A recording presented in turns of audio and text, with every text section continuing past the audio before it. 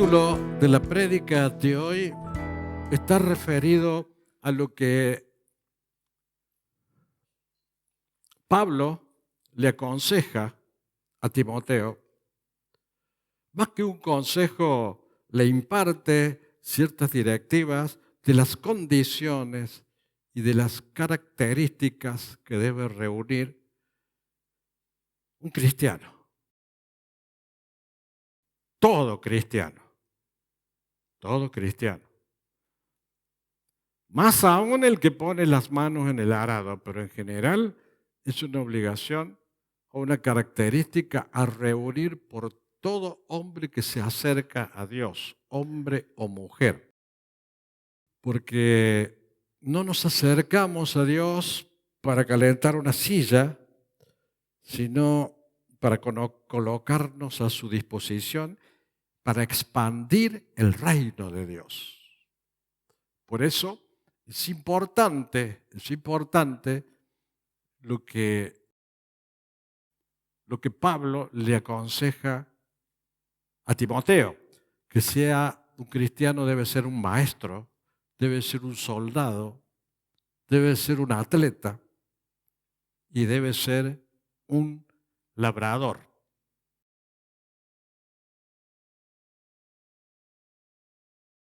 Y justamente porque el cristiano se queda a mitad de camino y se convierte en un oidor de la palabra de Dios, en lugar de ser alguien que difunde, que proclama y que vive la palabra de Dios, es que tenemos iglesias espiritualmente desnutridas. En general, la iglesia de Cristo es débil, desnutrida, es inmadura, tiene un proceso de desarrollo muy lento.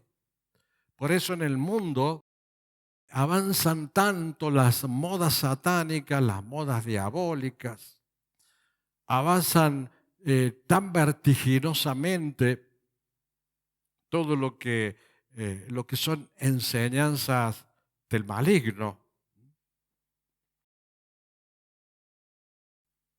Y la iglesia y avanza también mucho la mentira. Y la iglesia está contenida sin levantar su voz para proclamar la verdad. Por eso decimos, la iglesia está siendo desnutrida, débil. Y el mundo, impulsado por Satanás, avanza mucho más vertiginosamente, preparando el camino del anticristo. Entonces nos encontramos con iglesias en el mundo entero más inclinadas a la búsqueda de la gloria personal o de la ganancia material que en la búsqueda de la gloria de Dios. Y eso lleva a que exista poca convicción, poca responsabilidad. Que Dios nos ayude, Dios nos libre y sigamos siempre con la misma, en general, con la misma convicción y con la misma responsabilidad. Porque actualmente la iglesia no avanza porque no hay un compromiso. La iglesia en general, en el mundo, no tiene un compromiso con la verdad. Por eso es la debilidad que tiene. Y por eso está más pendiente de las modas pasajeras del mundo. Y tiene poca resistencia ante las dificultades. Poca resistencia porque el cristiano que no está bien firme, con grandes convicciones, ante el menor movimiento o sacudón, ya quiere bajar los brazos. El cristiano que está firme, que está maduro, persevera siempre, lucha siempre, conquista siempre, porque tiene a un Dios que le ayuda a conquistar el mundo entero para la gloria de Dios. Entonces, cristianos débiles, iglesias débiles, falta de compromiso, falta de responsabilidad. Y bueno, potenciales desertores ante la menor dificultad. Lo cual significa que el cuerpo de Cristo está falto de defensas, está un tanto anémico. Cuando murió Moisés, Josué tuvo que hacerse cargo y entrar a Canaán, hacerse cargo de todo el pueblo que había sido liberado de Egipto y entrar él a Canaán. Tuvo que continuar, seguir la posta que había comenzado Moisés. Y el Señor le dijo, esfuérzate y sé valiente. No te apartes de ella, de la ley, en ese momento de la ley, hoy diríamos de la palabra, ni a diestra ni a siniestra, para que seas prosperado. O sea que la forma de prosperar es fortalecerse y ser valiente en las buenas, en las malas, y seguir siempre adelante, firme con la convicción para la cual hemos sido llamados. La responsabilidad que asumió Josué no fue poca. Y supongo que ha de haber tenido muchos conflictos, muchas dudas, mucho temor también. Pero bueno, se hizo de esa valentía necesaria para afrontar lo que venía por delante. Eso es lo que quiere Dios de un cristiano. Que tomemos la posta, que sigamos las obras y los trabajos iniciados y sigamos adelante, siempre avanzando. Nunca debe detenerse la iglesia de Jesús. Aún con los mayores inconvenientes. Y miren lo que dice 1 Corintios 16:13. Velad, estad firmes en la fe, portaos varonilmente y esforzaos. Lógicamente que esto se lo está diciendo a los hombres. No se les va a dar o no se les va a ocurrir a las hermanas portarse varonilmente. Pero lo que quiere decir aquí no es en un sentido del sexo o del género, sino más bien desde el sentido de la madurez mental y espiritual. Significa que no debemos ser aniñados. Es aniñado el que se ofende por cualquier cosa. Uno lo mira medio fuerte y me miro fuerte. Hay que estar cuidando las palabras porque enseguida se ofenden. Eso es ser aniñado, eso es ser inmaduro. Si hay algo fuerte que me dijeron y si el otro está equivocado, bueno, quede en las manos de Dios. Yo me la banco porque yo soy fuerte y valiente. Esa es la actitud que tenemos que tener. Y porque tengo la convicción firme de seguir a mi Dios y no mirar lo que pasa alrededor. No busco un amiguismo para que me apoyen en mis disidencias, en mis lamentos.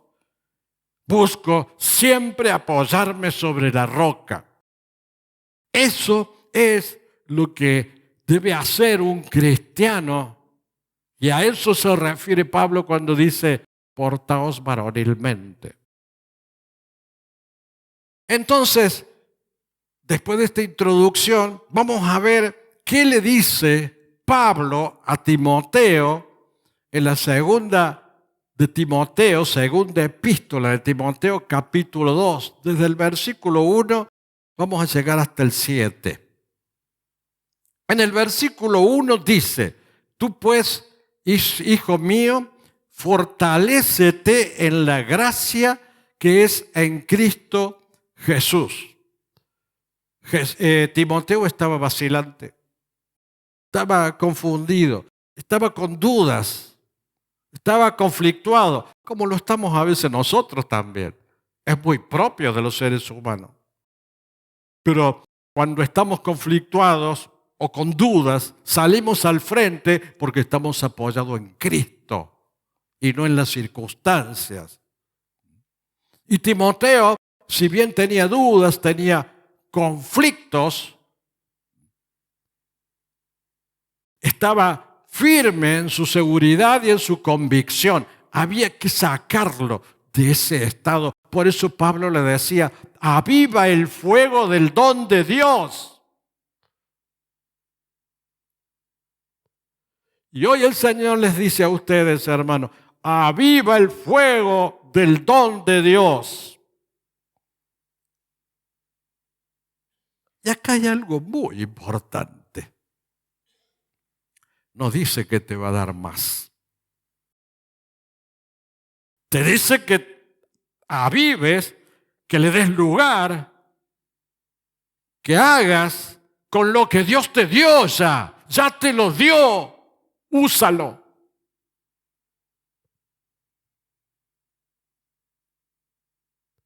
No te dice que te va a dar un nuevo fuego. Te dice, lo que yo te di, úsalo. Decidilo. Sé más decidido, toma acción. Usa las herramientas que ya te di. Por eso le dice, aviva el fuego del don de Dios. No necesitaba más. Solo usar lo que Dios ya le había dado. Y no le dice, bueno, fuerza hermano, métele el pecho, seguí para adelante. No, le dice, fortalécete. Una orden. No le pregunta, ¿estás débil? Y bueno, a ver qué podemos hacer, pedirle a Dios fortaleza. No, fortalécete. Y aviva el fuego que Dios te dio. Fortalécete en la gracia que es en Cristo Jesús. Es una orden. A esta altura de nuestra vida espiritual no podemos dudar ni tambalear. Sí, por allí tenemos que afirmarnos, pero tenemos la roca poderosa que nos sostiene. Entonces, no es suficiente tener el llamado. Porque tener el llamado y no usar los recursos que Dios te dio, no sirve. Es necesario tener el llamado y usar esos recursos, usar lo que Dios te dio para su gloria.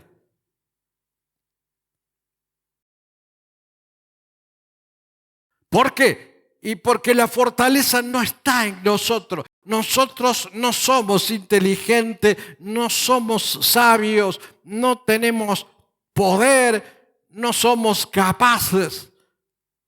Nuestra fortaleza está en Cristo Jesús. Por eso tenemos que estar cerca de Él, para que Él nos utilice cuando nosotros estamos dispuestos a entrar en acción y a poner sobre la vida espiritual de la iglesia todo el don de Dios que Dios ya nos dio.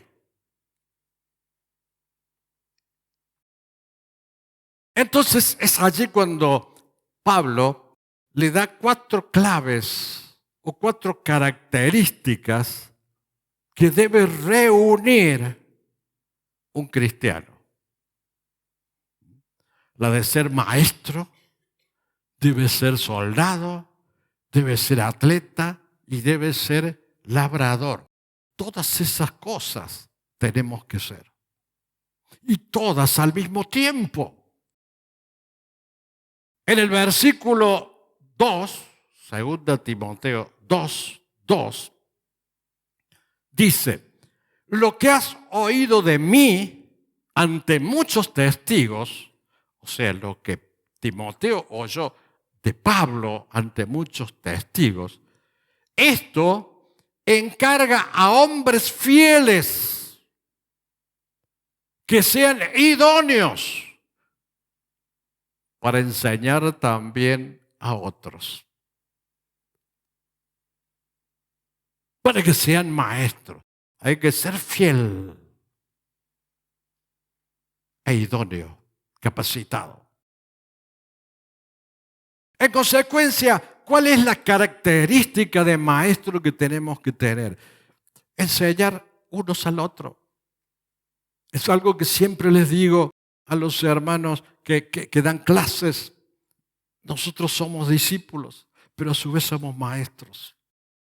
Y el otro, el que es alumno, a su vez debe ser maestro de otro. Y el otro debe ser maestro de otro. Así es como se propaga el cristianismo. No es por la doctrina de la sucesión apostólica que sostiene la Iglesia Católica y que no tiene un fundamento bíblico. Es un dogma. Pero lo que tiene sí fundamento bíblico es la necesidad de que todo cristiano debe ser un maestro, un discípulo y un maestro, porque a su vez va enseñando lo que va aprendiendo a otros, para que de esa manera las enseñanzas se transmitan de generación en generación. Partiendo de la principal piedra del ángulo, Jesucristo, que es el maestro de los maestros. Él primero enseñó a los discípulos, a los apóstoles. Y los apóstoles enseñaron a otros. Y todo se fue propagando y se fue enseñando hasta llegar a nuestros días. Y miren, de 12 personas, cómo creció la iglesia con ese sistema, con esa metodología de enseñar de generación en generación unos a otros. Esa es la característica que debe tener un cristiano. Timoteo estaba con ganas ya de desertar y Pablo le dice, ojo, quería ya bajar los brazos, hacerse un costado. Ojo, tu ministerio no es tuyo, es del Señor. Utilízalo. Enseña a otros. Enseña a otros. Porque nosotros somos intermediarios.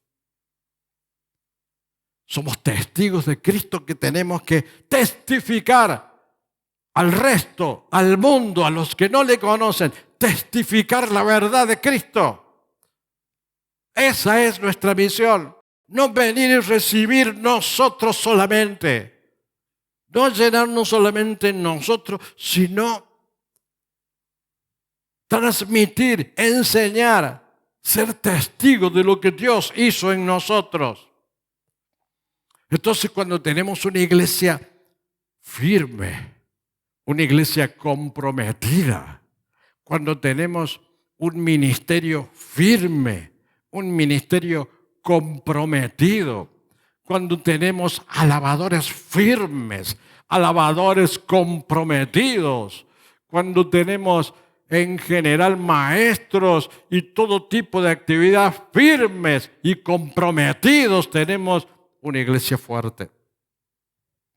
Cuando no hay firmeza y compromiso, la iglesia es débil.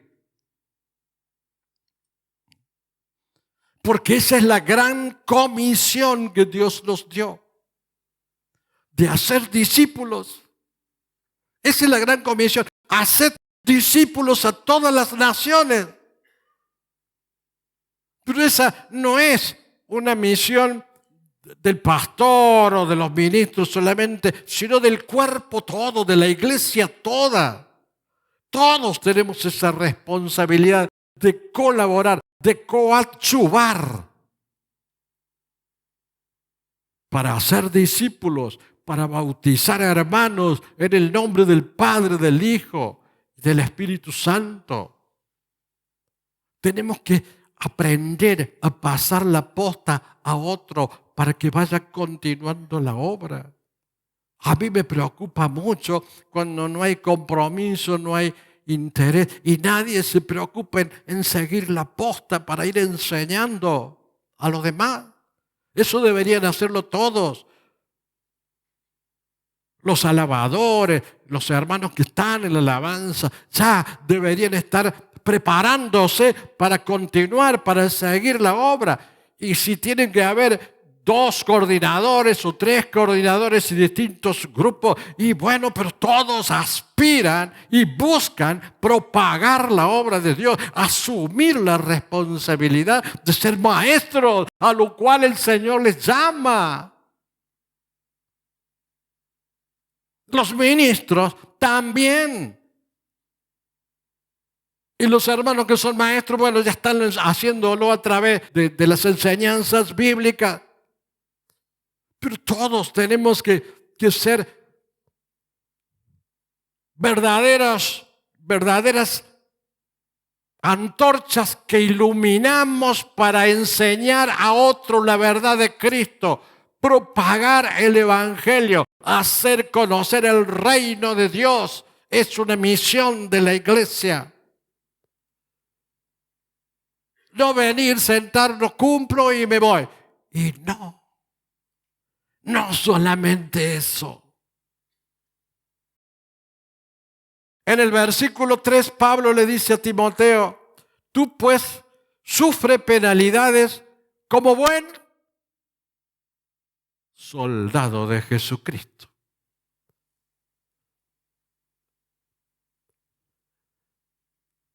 Exigente Pablo, no dice como un soldado de Jesucristo, dice como un buen soldado. Porque hay soldados y soldados, ¿no? No como cualquier soldado, como el buen soldado. Y en 2 Timoteo, el versículo 4 dice, ninguno que milita se enreda en los negocios de la vida a fin de agradar a aquel que lo tomó por soldado. En consecuencia, vemos la segunda característica de un cristiano. Primero, maestro. Segundo, soldado. Ahora, para ser soldado, lo primero que tengo que hacer es ponerme el uniforme. Y el uniforme, la misma palabra de Dios te dice cuál debe ser ese uniforme. Vestidos de toda la armadura de Dios para que podáis estar firmes contra las acechanzas del diablo. Lo primero que tenemos que hacer como soldados es vestirnos con la armadura de Dios. Para ser no solo un soldado, sino un buen soldado. Y un buen soldado no es aquel que cumple con el esfuerzo mínimo para que los otros vean que yo cumplo y nada más. No, el buen soldado es aquel que se preocupa siempre por todo. Sirve con todo lo que es y todo lo que tiene para dar lo mejor. ¿Cuáles son las características de un soldado? El enemigo pone obstáculos. Imaginemos una guerra entre 2 ejércitos.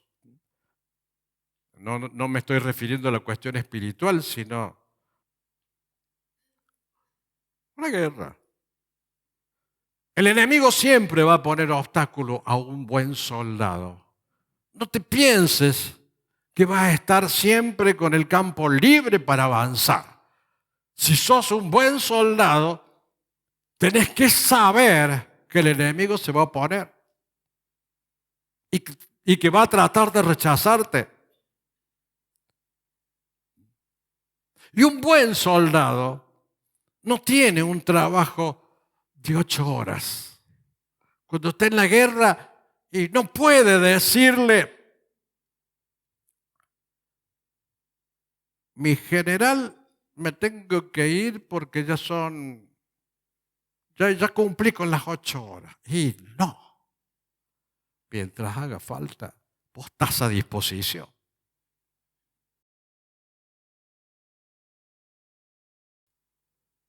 Un buen soldado tiene su cuerpo, su salud, sus habilidades, todo el tiempo para el ejército. Está a disposición del ejército.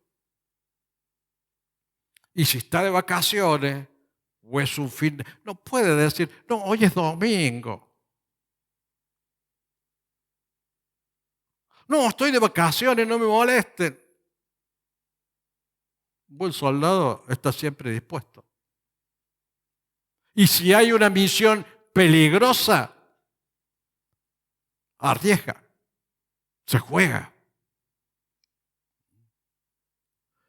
Y dice que debe estar separado, porque para eso forma parte de la iglesia, y iglesia quiere decir separado, separado y por ende no se enreda en los negocios de la vida. No es que haga cosas malas, sino que no queda atrapado por el mundo, que no queda atrapado por otras prioridades, no queda atrapado por las cosas que puedan distraerle de lo principal, que es esa guerra para la cual ha sido llamado. Eso es un soldado. ¿Estamos cerca o estamos lejos?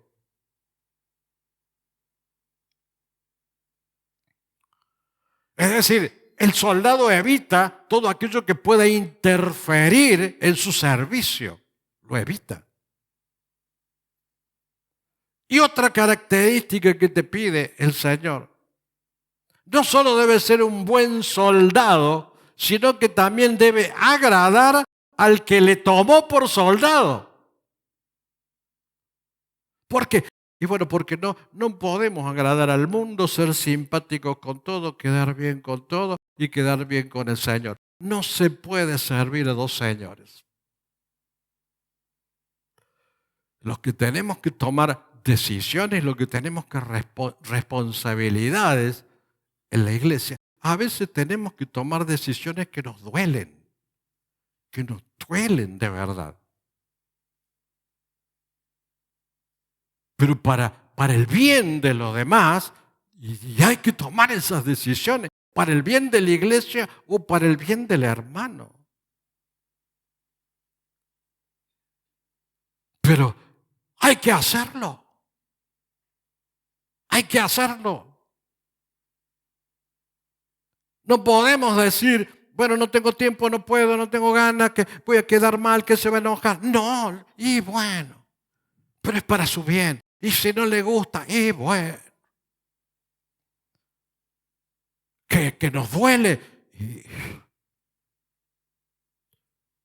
¿Cuántas veces uno se va con dolor en el alma? Dolor terrible en el alma que dura días, que no dejan dormir. Pero la misión de un siervo de Dios es agradar a aquel que lo tomó por soldado y no agradar a los demás.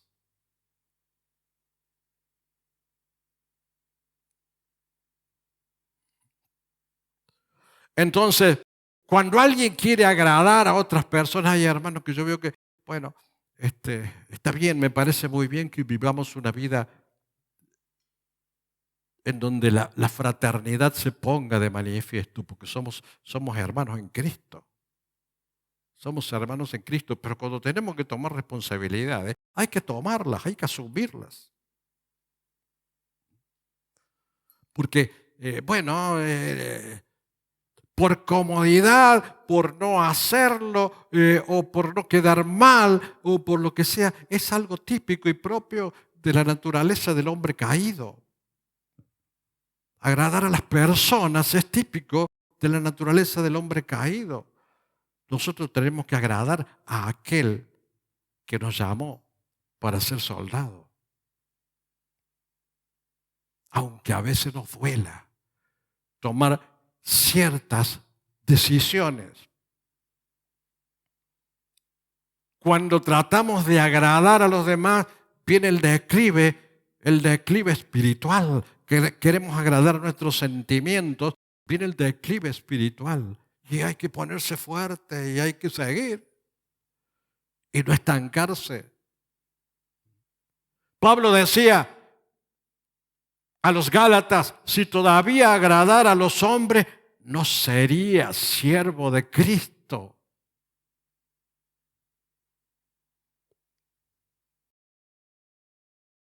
El versículo 5 nos dice, y también el que lucha como atleta no es coronado, sino lucha legítimamente.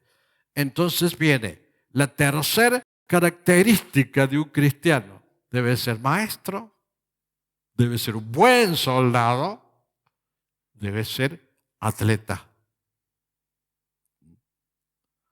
Pero un atleta de verdad. No como eso que se hacen los atletas y después terminan lesionados. Atletas de verdad. ¿Y qué quiere decir? Un atleta, ¿qué es lo que hace un atleta? Lucha, se esfuerza por ganar. Un atleta se esfuerza por ganar. Y gana el que más persevera, el que más se entrena. Va a todos los entrenamientos. Llueva, haga calor, haga frío, practica, va al gimnasio, ejercita su físico para esa carrera.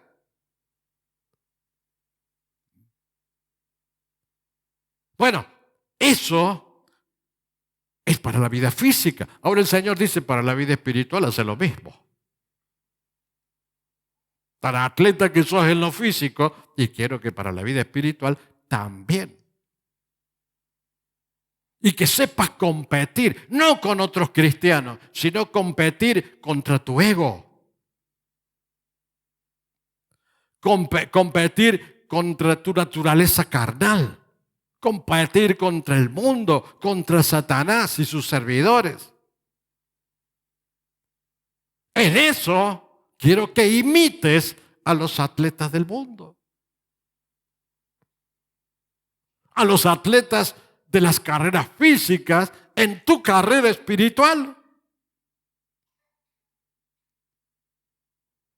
Y nuestra meta es proseguir a la meta.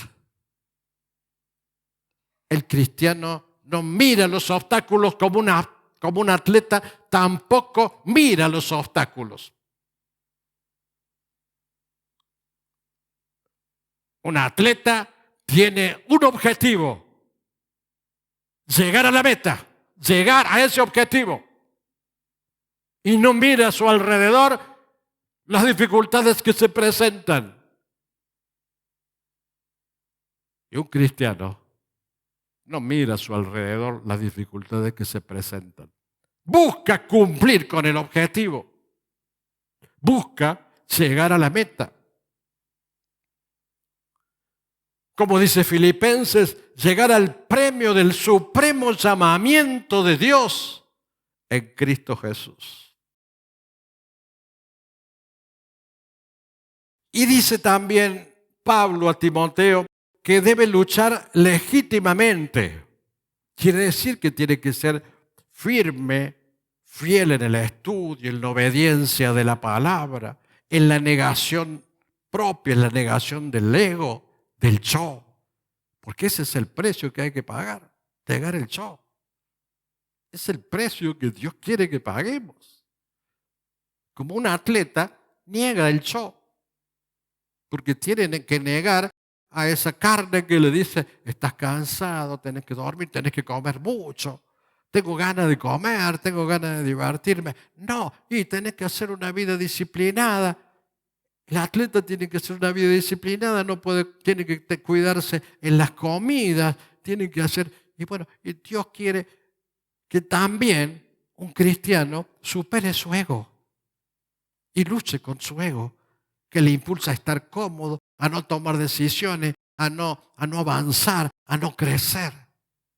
Ese es el ego que se opone. Y luchar legítimamente significa luchar con la oración.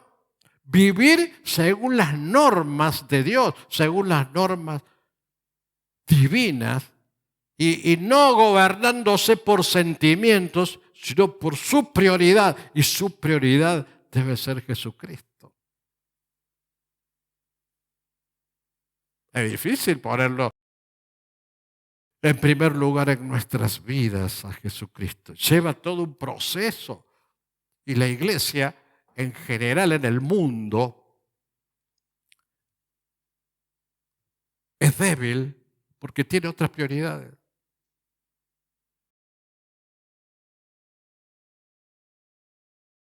En el versículo 6 dice, el labrador para participar de los frutos debe trabajar primero. El labrador para obtener los frutos primero tiene que sembrar. Si no trabajás, si no sembrás, si no haces una siembra y una buena cosecha, no podés recoger los frutos. Primero tiene que sembrar, después cosechar y después recoger los frutos.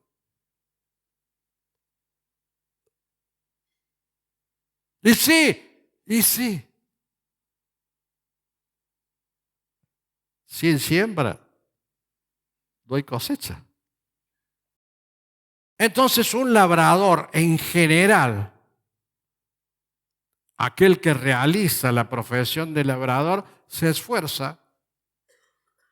Y quizás hermanos que han trabajado en el campo saben lo que es esforzarse en el campo hasta quedar exhausto.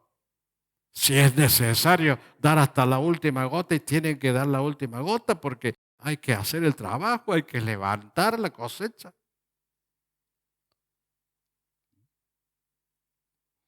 Y empieza temprano y no tiene horario, termina tarde.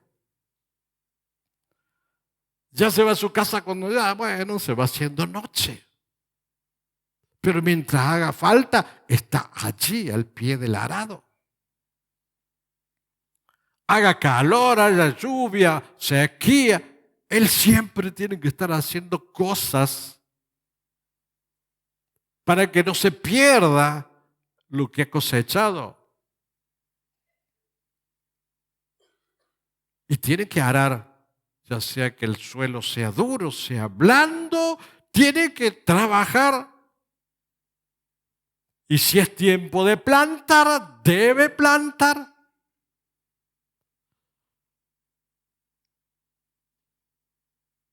Y cuando el cultivo ya está maduro, tiene que cosecharlo.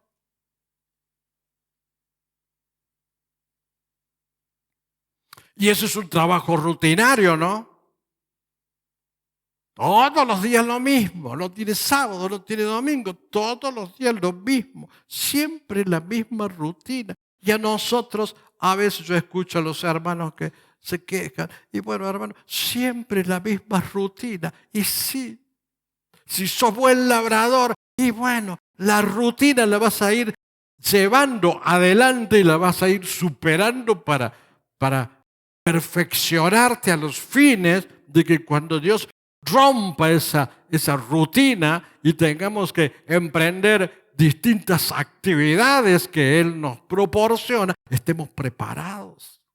No podemos dormirnos en la rutina, tenemos que crecer en la rutina.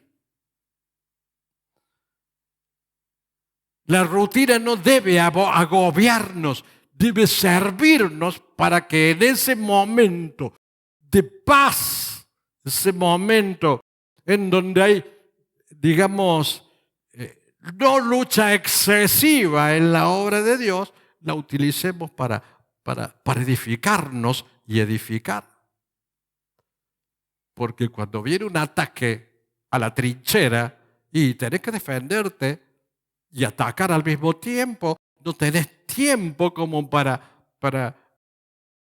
perfeccionarte. Tenés que defenderte como podés. Entonces aprovecha los momentos de rutina para crecer.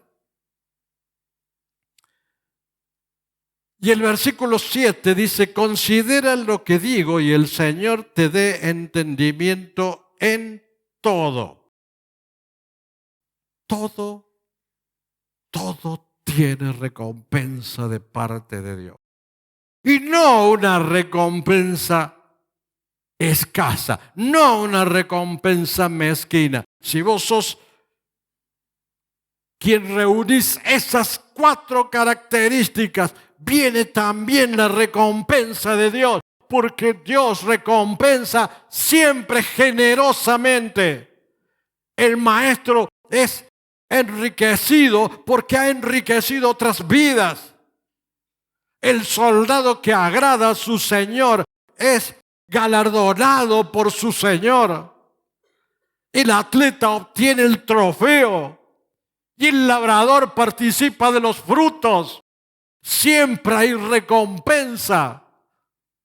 Dios no es exigencia solamente. Dios es exigente porque para nuestro bien debe ser exigente. Porque si no, nosotros tendemos a bajar los brazos, a bajar la guardia. Nosotros tenemos tendencia a estar más tranquilos, a estar cómodos. Pero por allí viene nuestro Señor y te dice, no quiero eso. Quiero que enseñes a otros. Quiero que seas un buen soldado. Porque te quiero mejor de lo que sos. Y porque te quiero dar mucha bendición, mucha recompensa, un gran galardón. Acordate, no pienses en vos, pensá en la gran comisión, en lo que Dios te dio, de enseñar a otros. Dice en 1 Corintios 3, 13 al 14, la obra de cada uno se hará manifiesta. Si permaneciere la obra de alguno que sobreedificó, recibirá recompensa. Porque nosotros vivimos, luchamos, servimos, glorificamos a Dios, no por la recompensa, sino por el amor a Dios. Pero aunque no luches ni sirvas por la recompensa, Dios te da más abundantemente, más abundantemente. Porque aquel que permanece en la obra y sobreedifica, recibirá recompensa. Es su promesa. Aunque vos no la busques, Él ya la tiene preparada esa recompensa. Pero bueno, sobreedifiques. Dice al que sobreedifique. O dice al que calienta silla. No. Al que sobreedifique. Hermanos, la vida cristiana es un desafío todos los días. La vida cristiana, cuando la tomamos así como un verdadero desafío, es hermosa. No tenés tiempo de aburrirte.